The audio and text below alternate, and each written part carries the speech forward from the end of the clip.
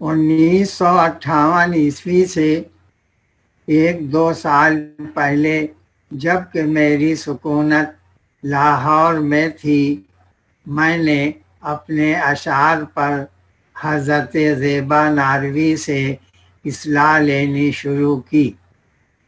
میں نے زیبا ناروی کا شاگرد ہونے پر فخر کے طور پر ایک شعر لکھا ہے۔ مجھے فخر ہے کہ ہیں میرے استاد شاعری مسیح الکلام حضرت زیبا ناروی۔ مجھے فخر ہے کہ ہیں میرے استاد شاعری مسیح الکلام حضرت زیبا ناروی۔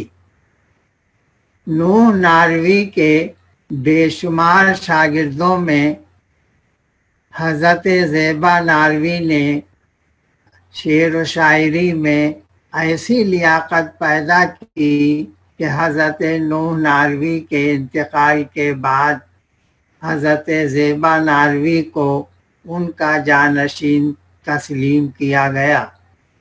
حضرت زیبا ناروی نے نوجوانی کے زمانے میں اپنے آبائی وطن نعرے میں نوح ناروی کے پاس رہ کر 2 سال تک شعر و شاعری کے علم اور فن میں مہارت حاصل کی۔ یوں تو زیبا ناروی مختلف شہروں میں رہے، لیکن 1926 سے 1947 تک وہ دہلی میں مقیم رہے اور وہاں پر اپنا پیشہ طباعت جاری رکھا، ساتھ ہی ساتھ شعر و شاعری سے بھی دلچسپی رکھی۔ دہلی کے علمی اور ادبی ماحول میں زیبا صاحب کی شاعری کو پروان چڑھنے کا موقع ملا۔ ہندوستان کے دور و نزدیک کے مقامات پر مشاعروں میں ان کو بلایا جاتا تھا۔ اس طرح سے زیبا ناروی کو ملک گیر شہرت حاصل ہوئی۔ ساتھ ہی ساتھ وہ رسائل میں اپنا کلام بھی چھپواتے رہے۔ 1947 کے فرقہ وارانہ فسادات سے بری طرح متاثر ہو جانے کی وجہ سے زیبا صاحب نے پاکستان کی طرف ہجرت کی اور لاہور پہنچ کر وہاں پر مستقل سکونت اختیار کی۔ لاہور میں بھی زیبا صاحب نے طباعت کا سلسلہ جاری رکھا، ساتھ ہی ساتھ شعر و شاعری بھی کرتے رہے، مشاعروں میں بھی شریک ہوتے رہے، مختلف مقامات سے بلائے جانے پر مشاعروں میں شرکت بھی کرتے رہے اور اپنے اشعار رسائل وغیرہ میں بھی چھپواتے رہے۔ ان کے شاگردوں کا اچھا خاصا حلقہ تھا۔ ان کے شاگردوں میں بڑے بڑے نامور شاعروں کے نام ملتے ہیں۔ زیبا ناروی نے لاہور کی قسم پرسی کے زمانے میں بھی دل جمعی کے ساتھ اپنا شاعری کا شغل بھی جاری رکھا۔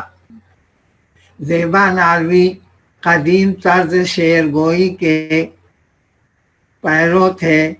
انہوں نے شاعری کی مختلف اصناف میں طبع آزمائی کی۔ اسی طرح سے مختلف موضوعات پر انہوں نے کامیابی کے ساتھ اشعار لکھے۔ زیبا صاحب آزادانہ طبیعت کے درویش صفت آدمی تھے۔ وہ اپنی زندگی بہرحال سکون کے ساتھ میں گزارتے رہے۔ ان کے کلام میں مذہبی عنصر نمایاں ہے۔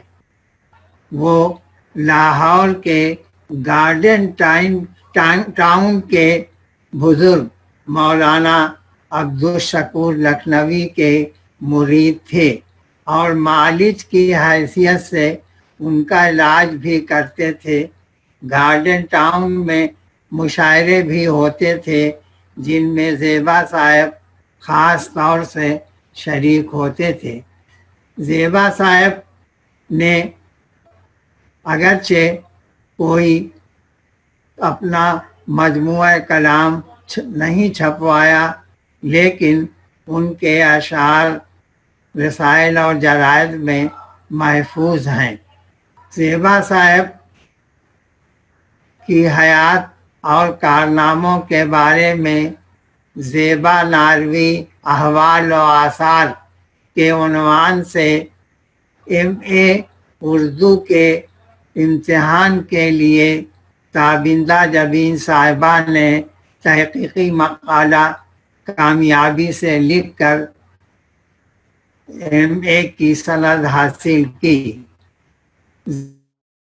اشعار بر صغیر میں پسند کیے جاتے تھے۔